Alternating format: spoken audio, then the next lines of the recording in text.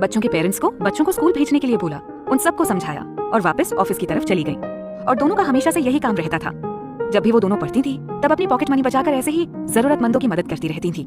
और अब जॉब लगने के बाद भी दोनों को जब भी समय मिलता तो अलग अलग जगह जाकर सबको जरूरत का सामान दे आती और बच्चों के लिए बुक्स, नोटबुक्स और भी स्टडी मटेरियल की चीजें दे आती। पर आज तक कभी भी किसी को भी कुछ नहीं बताती। कभी छुट्टी वाले दिन चली जाती तो कभी ऑफिस जाते समय। ऑफिस पहुंचकर दोनों अपने अपने काम में लग गई। जहाँ चिति को देखकर रिजुल के चेहरे पर बड़ी सी मुस्कुराहट आ गई, वहीं शिजा को देखकर आरद्री के चेहरे पर भी मुस्कान आ गई। किसी काम से शिजा आरद्री के केबिन में गई और सामने आरद्री को देखकर उसे बीते कल की बात याद आ गई। अभी तक तो उसे कुछ भी याद नहीं आ रहा था, पर आरद्री को देखकर उसका कान के पास आकर उसकी तारीफ करना और अगले ही पल उसका तुम्हारे लिए कहना याद आते ही उसकी धड़कन तेज हो गई। उसने किसी तरह खुद को शांत किया और उससे फाइल के बारे में डिस्कशन करने लगी और फिर से सब कुछ भूल गई। ऐसे ही 4-5 दिन और बीत गए। अब आरद्री, रिजुल, चिति और शिजा की फ्रेंडशिप काफी गहरी हो चुकी थी। सैटरडे को चारों ने घूमने का प्लान बनाया और सैटरडे को सुबह चारों बाइक से घूमने निकल गए। एक बाइक पर चिति और शिजा बैठी और दूसरी बाइक पर आरद्री और रिजुल। आरद्री का मन था कि शिजा उसके साथ बाइक पर बैठे। उसने रिजुल की तरफ देखा तो रिजुल समझ गया। रिजुल ने आगे जाकर एक साइड में बाइक रोकी। उसे देख शिजा ने भी बाइक रोकी और उससे पूछा, क्या हो गया, बाइक क्यों रोकी? रिजुल ने बेचारा सा मुंह बनाकर कहा, चिति को मेरे साथ भेज दो ना। शिजा ने चौंक कर कहा, क्यों? रिजुल ने उससे बोला, यार मुझे चिति के साथ टाइम स्पेंड करना है ना, प्लीज। लेकिन फिर मेरे साथ कौन जाएगा और आरद्री सर किसके साथ जाएंगे? शिजा ने कहा तो बाकी तीनों ने अपना सिर पीट लिया। चिति उतरकर रिजुल के पीछे बैठी और आरद्री उतरकर शिजा के पास आ गया और उसे पीछे खिसकने को कहा। शिजा ने मुंह बना लिया तो आरद्री बोला, अरे वापस तुम चला लेना, ठीक है। शिजा खुश होकर पीछे खिसक गई और हेलमेट उतारकर उसे दे दिया। आरद्री खुश होकर मिरर से शीशे को देखता और फिर सामने देखने लगता। ऐसे ही पूरे दिन चारों घूमते रहे। तीनों ने ही एक दूसरे की कंपनी एंजॉय की और शिजा तो हर छोटी से छोटी चीजों में अपनी खुशी ढूंढ लेती है। सारा दिन घूमकर रात को खाना खाकर चारों वापस घर आ गए और अगले दिन संडे को फिर से घूमने की प्लानिंग की और संडे को फिर से घूमने निकल भी गए, पर इस बार कार से घूमने गए। पहले बीच पर जाकर चारों ने खूब मस्ती की, फिर वड़ा पाव, भेलपूरी खाई। एक जगह गोलगप्पे दिखे तो दोनों रिजुल और आरद्री को अपने साथ जबरदस्ती लेकर आ गई। रिजुल तो चिति के साथ उसकी प्लेट में खाने लगा और आरद्री ने साफ मना कर दिया, इसलिए सिर्फ 2 ही प्लेट ली। शिजा ने अपनी प्लेट में गोलगप्पा लिया और अपने मुंह में डाल दिया। आरद्री उसे ऐसे खाते देखकर मुस्कुरा रहा था। शिजा की नजर जब अपने पास खड़ी आरद्री पर पड़ी तो उसने आरद्री से पूछा, आप नहीं खाएंगे? आरद्री ने उससे कहा, नहीं, मैंने कभी ट्राई नहीं किया। अरे एक बार ट्राई तो कीजिए, और लाइफ में हर चीज ट्राई कर लेनी चाहिए ताकि बाद में पछतावा ना हो कि भाई हमने तो कुछ ट्राई ही नहीं किया। शिजा ने कहा तो आरद्री बोला, नहीं वो एक्चुअली मुझे खाना नहीं आता। अरे तो इसमें कौन सी बड़ी बात है? शिजा ने अपनी प्लेट से गोलगप्पा उठाया और आरद्री की तरफ ले जाकर बोली, मुंह खोलिए। आरद्री हैरानी से उसे देखने लगा। फिर अचानक से शिजा को कुछ याद आया और वो बोली, ओह सॉरी, मुझे याद ही नहीं रहा, ये तो मेरा जूठा है, रुकिए। फिर गोलगप्पे वाले से बोली, अरे भैया एक और प्लेट देना। वो दूसरी प्लेट देने लगा तो आरद्री ने उसे मना कर दिया और शिजा से बोला, तुम अपने में से ही दे दो। शिजा ने एक गोलगप्पा उठाया हुआ था और बोली, नहीं ये तो मेरा जूठा है। आरद्री ने उसका हाथ पकड़ा और बोला, मैंने सुना है कि जूठा खाने से प्यार बढ़ता है, तो मैं ये हमारे साथ ट्राई करना चाहता हूँ, उसने कहा और शिजा का हाथ पकड़कर उसकी आंखों में देखते हुए गोलगप्पा अपने मुंह में डाल दिया। उसकी ये बात सुनकर शिजा की धड़कन एकदम से तेज बढ़ गई, पर वो समझ ही नहीं पाई कि ऐसा क्यों हुआ। बस अब एक बार जो आरद्री ने खाना शुरू किया तो बस जी शिजा की ही प्लेट से खाने लगा। थोड़ी देर बाद चारों वहीं बैठकर बातें करने लगे। फिर इधर उधर घूमने के बाद शाम को फुटपाथ पर टहलने लगे। चारों फुटपाथ पर बातें करते करते टहल रहे थे कि शिजा की नजर एक बच्चे पर पड़ी जो रोड के बीच में दौड़ रहा था। शिजा ने जैसे ही सामने रोड की तरफ देखा तो एक कार तेजी से उस बच्चे की तरफ आ रही थी। शिजा ने ना आओ देखा ना ताओ, उसने सीधे उस बच्चे की तरफ दौड़ लगा दी। जब तक कोई कुछ समझ पाता तब तक शिजा ने उस गाड़ी के पास पहुंचने से पहले ही उस बच्चे को साइड में धक्का दे दिया, पर तब तक वो गाड़ी उसके पास आ गई और गाड़ी वाले की ब्रेक लगाते लगाते ही उसकी शिजा से टक्कर लग गई और शिजा एक साइड में गिर पड़ी। ये सब इतनी जल्दी हुआ कि किसी को कुछ भी समझ में नहीं आया। तीनों घबरा गए और जल्दी से दौड़कर शिजा के पास आ गए। तब तक वो गाड़ी भी आगे जाकर रुक चुकी थी। उन तीनों ने शिजा को देखा तो गिरने की वजह से उसके कपड़े जगह जगह से फट गए थे और घुटनों पर से खून निकल रहा था और कोहनी पर भी चोट आई थी। उसने फुल बाजू की टी-शर्ट डाली थी और उसकी स्लीव कोहनी से फट गई थी, जहाँ से उसकी चोट से निकलता खून साफ दिखाई दे रहा था। वैसे ज्यादा चोट नहीं आई थी, बस घुटने और कोहनी पर ही चोट लगी थी जहाँ से खून निकल रहा था। तीनों ने आकर पूछा, शिजू तू ठीक है ना? उसने एक नजर उसे देखा और धीरे से हाँ में गर्दन हिला दी। जिस बच्चे को शिजा ने बचाया उसकी माँ ने बच्चे समेत वहाँ से निकलने में ही अपनी भलाई समझी और चुपचाप अपने बच्चे को लेकर निकल गई। तब तक वो गाड़ी वाला भी वहाँ आ चुका था। शिजा का ध्यान अभी अपनी चोट पर नहीं गया था। वो तो अपने सामने खड़े तीनों को देख रही थी जो उसे राक्षसों की तरह गुस्से में घूर रहे थे। शिजा बनावटी हंसी हंसते हुए तीनों की तरफ देख रही थी। उसे पता था कि उसी की गलती है, इसलिए उसे इन तीनों से डांट तो पड़नी है। एक तो शिजा की गलती, ऊपर से उसका बेशर्मों की तरह हंसना तीनों के गुस्से को बढ़ाने में आग में घी का काम कर रहा था। जब चिति से बर्दाश्त नहीं हुआ तो वो उसे गुस्से में बोली, क्या हरकत की तूने? अभी कुछ हो जाता तो क्या जरूरत है ऐसे बीच सड़क में दौड़ने की? शिजा हंस दी और बोली, अरे वो बच्चा था, हाँ उसे बचाने गई थी बस। उसे यूं हंसते हुए देख रिजुल भी चिढ़ते हुए बोला, तुम्हें जरा से भी शर्म है कि नहीं?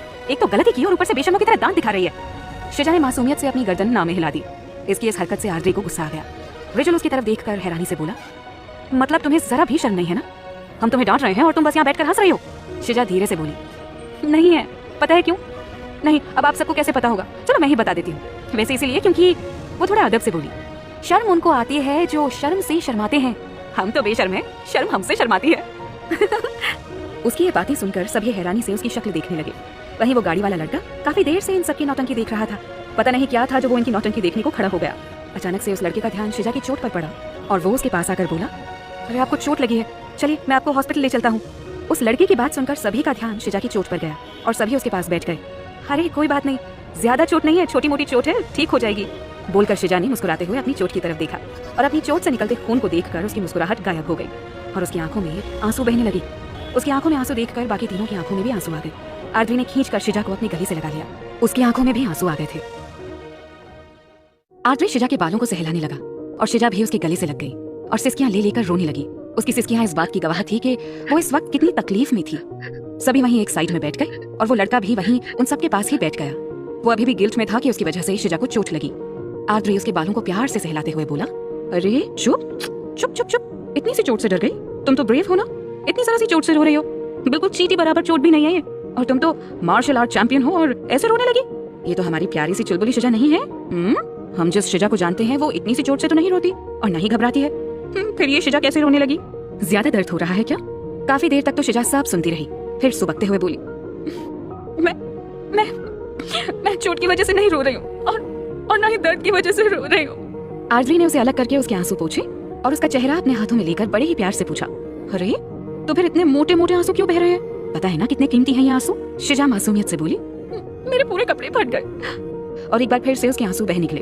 उसकी बात सुनकर सभी हैरान होकर अपना मुंह खोले उसे ही देखने लगे। शिजा एकदम बच्चों की तरह आरती को दिखाते हुए बोली, ये देखिए, यहाँ से भी फट गए। और जीन्स की तरफ देखकर बोली, यहाँ से भी फट गए।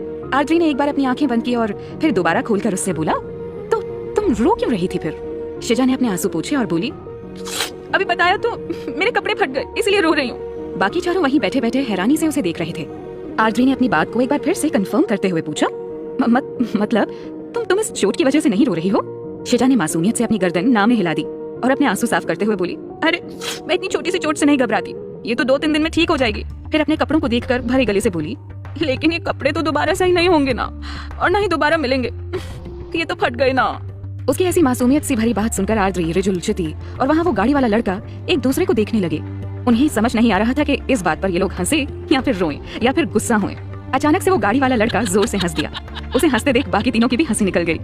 उन सभी को ऐसे हंसते देख शिजा खुद से ही बोली, हद है ये लोग भी, चोट मुझे लगी है और असर इन लोगों पर हो रहा है। तभी वहाँ से एक लड़का जा रहा था। उसकी नजर जब नीचे गिरी शिजा की चोट पर पड़ी, उसके बाद उसने हंसते हुए चारों को एक नजर घूर कर देखा। फिर वो उसके पास आकर बोला, अरे मैडम आपको तो चोट लगी है। शिजा ने उसे देखकर कहा, अरे चोट को मारो गोली, पहले ये बताओ यहाँ पर आसपास कोई मेंटल असाइलम है क्या? वो लड़का उसे असमंजस से देखते हुए बोला, क्यों? शिजा थोड़ा सा जोर से बोली, अरे चोट मुझे लगी है और चोट का असर इन लोगों पर दिख रहा है, पागल हो गए हैं ये जो ऐसे हंस रहे हैं। फिर उससे बोली, आपको पता है ये चोट आज नहीं तो कल ठीक हो जाएगी, पर मेरे ये कपड़े तो सही नहीं होंगे ना। उसकी बात सुनकर वो लड़का अपने आप से बोला, लगता है चोट का कुछ ज्यादा ही असर हो गया है बेचारी पर, उसने कहा और वहाँ से चला गया। उसके जाते ही वो गाड़ी वाला लड़का आरती से बोला, यार तुम्हारी गर्लफ्रेंड पागल हो गई है, किसी डॉक्टर को दिखाओ। उसकी बात सुनकर चिति ने अपना माथा पीट लिया और धीरे से बोली, जगा क्या घायल शेरनी को। वहीं उस लड़के की बात सुनकर शिजा उसे घूरते हुए बोली, ये सब आपकी वजह से हो रहा है। एक तो आप अंधों की तरह गाड़ी चला रहे थे, ऊपर से मुझे पागल बोल रहे हो। और अगर आप ढंग से गाड़ी चलाते ना तो मैं उस बच्चे को बचाने के लिए नहीं जाती, और ना ही मैं गिरती और ना ही मेरे कपड़े फटते, समझे आप? एक तो आपकी वजह से मेरे कपड़े फटे और ऊपर से आप मुझे पागल बोल रहे हो। पहले जाकर अपनी आंखों का इलाज करवाओ, फिर अपनी गाड़ी चलाना और फिर मुझे गलत बोलना। वो लड़का एकदम से बोला, ओ हेलो, मेरी वजह से कुछ नहीं हुआ है, एक तो आपको इतनी चोट लगी है और ऊपर से आपको अपने कपड़ों की पड़ी है, ये कपड़े तो दोबारा भी मिल जाएंगे ना। शिजा ने उसे देखा, फिर अपनी जगह से उठते हुए उसके पास आई और बोली, क्या मतलब है दोबारा मिल जाएंगे? हाँ, आपको पता भी है इनके लिए मैंने पूरा लखनऊ छान मारा था, तब जाकर मुझे मिले थे ये कपड़े, और आप कह रहे हो कि मुझे कपड़ों की चिंता हो रही है। और क्यों ना हो, और आप 1 मिनट इधर आओ। उसने अपनी घड़ी से एक ब्लेड निकाला और जब तक कोई समझ पाता उसने उस लड़के की टी शर्ट पर ब्लेड चलाकर उसे फाड़ दिया। सभी अपना मुंह खोले उसे देखने लगे। वहीं उस लड़के ने एक बार अपनी टी शर्ट को देखा, फिर शिजा की तरफ देखकर बोला कि ये क्या किया तुमने, मेरी फेवरेट टी शर्ट फाड़ दी। शिजा उसकी तरफ घूरते हुए बोली, अब बोलो, अब लाओ जाकर दोबारा अपनी फेवरेट टी शर्ट। अभी तो बोल रहे थे ना कि दोबारा मिल जाएंगे, तो जाओ लेकर आओ अपनी दूसरी टी शर्ट। फिर दुखी होते हुए बोली, आपको पता है पूरा लखनऊ छान मारा था, तब जाकर मिली थी मुझे ये टी शर्ट। मुझे ये जीन्स और ये टी शर्ट जो आपकी वजह से फट गई है ये बहुत पसंद है, और शुक्र करो अभी तो सिर्फ शर्ट फाड़ी है, मैंने आपकी जीन्स नहीं फाड़ी, और अगर ज्यादा बोले ना तो अभी के अभी ये जीन्स भी फाड़ दूंगी, समझे आप? ये सुनकर वो लड़का हड़बड़ा गया और वहाँ से जाते हुए बोला, यार इसका इलाज कराओ, कहाँ से उठा के ले आए इसे? ये सुनते ही शिजा उसके पास जाते हुए बोली, दुनिया का 8वां अजूबा हूँ, कोई प्रॉब्लम है क्या? हाँ लगता भी है तुम्हें देखकर, बोलकर लड़का हंसता हुआ वहां से दौड़कर अपनी कार के पास जाने लगा। शिजा उसके पीछे जाती हुई बोली, रुक रुक जा, मैं बताती हूँ अभी। आगे बढ़ती हुई शिजा को आरद्री ने पीछे से उसकी कमर से उठा लिया और रिजुल गाड़ी लेकर आ जल्दी बोलते हुए वहां से वापस जाने लगा। शिजा ने एक नजर उस गाड़ी का नंबर देख लिया और वो लड़का हंसते हुए वहां से अपनी गाड़ी लेकर चला गया। आरद्री ने शिजा को पीछे से उसकी कमर से उठा लिया, जिससे शिजा के पांव हवा में लटक गए। वो अपने पैर चलाते हुए बोली, छोड़ो मुझे, छोड़ो मुझे, छोड़ो, वो भाग रहा है, नहीं छोड़ूंगी उसको मैं, अरे छोड़ो ना प्लीज, छोड़ो प्लीज। अरे उस नमूने, उस खूसट, उसने मुझे पागल बोला, मैं उसे नहीं छोड़ूंगी, आप छोड़िए मुझे, प्लीज छोड़िए मुझे, छोड़िए। आरद्री उसे शांत कराते हुए बोला, अरे अरे अरे शांत शांत शांत गदाधारी भीम शांत। तब तक रिजुल गाड़ी लेकर आ गया। आरद्री ने चिति से कहा, चिति बैक सीट का दरवाजा खोलो जल्दी। चिति ने दरवाजा खोला और आरद्री शिजा को लेकर बैक सीट पर बैठ गया और चिति आगे बैठ गई। शिजा दरवाजा खोलकर जाने ही लगी तो आरद्री ने उसे अंदर की तरफ खींच लिया। वो फिर भी बच्चों जैसे हाथ पैर चलाने लगी, जबकि उसे दर्द हो रहा था, पर फिर भी उसे बाहर निकलना था। जब वो अपनी हरकतों से बाज नहीं आई ना, तो आरद्री ने उसे अपने करीब लाकर कहा, अब अगर तुम जरा सा भी हिली ना तो मुझसे बुरा कोई नहीं होगा, समझी। शिजा चिढ़ते हुए थोड़ा सा हिली और फिर बोली, हिलूंगी और हिल भी ली, जाओ क्या कर लोगे। आरद्री ने एक नजर उसे घूर कर देखा और फिर बोला, अगर तुम हिली तो मैं तुम्हें किस कर लूंगा। ये सुनकर शिजा की आंखें हैरानी से बड़ी हो गई और वो एकदम से बच्चों की तरह मुंह पर उंगली रखकर चुपचाप बैठ गई और बाकी सभी मुंह दबाकर हंस दिए। आरद्री को भी हंसी आ गई, पर जैसे ही शिजा ने उसकी तरफ देखा तो उसने अपनी आंखें छोटी करके अपनी आईब्रो ऊपर उठाकर इशारा करके पूछा, क्या हुआ? शिजा ने उसे घूर कर देखा और अपनी गर्दन घुमा ली, फिर बीच बीच में उसे देखती रही। थोड़ी ही देर बाद रिजुल ने गाड़ी हॉस्पिटल के बाहर रोकी और आरद्री ने उसे गाड़ी से बाहर निकाला। वो उसका हाथ पकड़कर ले जाने लगा, पर शिजा ने अपना हाथ छुड़ा लिया और खुद चलने लगी। पर आरद्री ने उसे एक नजर घूरा, फिर एक बार फिर से अपनी आईब्रो ऊपर उठाकर बोला, आऊं मैं अपने पर, और ये मत सोचना कि मैं करूंगा नहीं, मैं जो बोलता हूँ वो कर भी सकता हूँ, समझे तुम? तो चुप रहो बिल्कुल। शिजा एकदम चुप हो गई और आरद्री ने उसे अपनी गोद में उठा लिया। वो कुछ नहीं बोली। आरद्री को आज उसे चुप करवाने का अच्छा मौका मिल गया था, इसलिए वो उसे ऐसे ही बोलकर चुप करवा देता और वो भी अच्छे बच्चे की तरह उसकी बेमन से सारी बातें मानती जा रही थी। अंदर आकर रिजुल ने डॉक्टर का पता किया और शिजा को लेकर उनके केबिन में आ गया। आरद्री ने शिजा को केबिन के अंदर उतारा। डॉक्टर ने उसकी चोट देखी और उसकी तरफ देखकर बोले, ज्यादा गहरी चोट नहीं आई है, अभी ड्रेसिंग कर देते हैं। ड्रेसिंग करने के लिए नर्स ने उसकी जीन्स को घुटने के पास से काटा। ये देखकर शिजा की आंखों में से आंसू आकर गाल पर बह गए। उसकी चोट साफ करते हुए शिजा को जलन हो रही थी, पर उसे तो दुख उसके कपड़ों का था जो उसके सामने फट रहे थे। डॉक्टर ने जब शिजा को रोते हुए देखा तो वो बोले, अरे आपको देखकर तो नहीं लगता कि आप इतनी छोटी सी चोट से डर जाएंगी, आप तो ब्रेव हैं। शिजा ने एक नजर डॉक्टर को देखा और फिर अपने आंसू पोंछती हुई बोली, चोट से डर नहीं लगता सर, और न ही दर्द की वजह से रो रही हूँ। डॉक्टर ने हैरानी से उसे देखा और बोले, तो फिर क्यों रो रही हैं आप? शिजा मासूमियत से उनकी तरफ देखकर रुंधे गले से बोली, मेरे कपड़े फट गए और अब ये वापस सही नहीं होंगे ना, चोट तो ठीक हो जाएगी पर कपड़ों को तो ठीक नहीं कर पाऊंगी ना। उसने ये बात इतनी मासूमियत से बोली कि उस डॉक्टर और नर्स के चेहरे पर एक मुस्कुराहट आ गई और आरद्री उसकी मासूमियत में ही खो गया। उसकी तंद्रा डॉक्टर की आवाज से टूटी। आरद्री ने डॉक्टर की तरफ देखा तो डॉक्टर उसके पास आकर कंधे पर हाथ रखते हुए बोले, मिस्टर शेखावत, आपकी वाइफ बहुत इनोसेंट है, ध्यान रखिएगा इनका। ये सुनकर सभी हैरान होकर डॉक्टर को देखने लगे, पर आरद्री को डॉक्टर का शिजा को उसकी वाइफ कहना बहुत अच्छा लगा। डॉक्टर की बात सुनकर आरद्री मुस्कुराते हुए शिजा को देखने लगा। शिजा की ड्रेसिंग हुई और शिजा ने चिति को बोला, मुझे थोड़ी देर अकेले रहना है, मैं बाहर जा रही हूँ और तुम लोग थोड़ा देर से आना। चिति ने ओके कहा और जाते हुए शिजा को देखने लगी।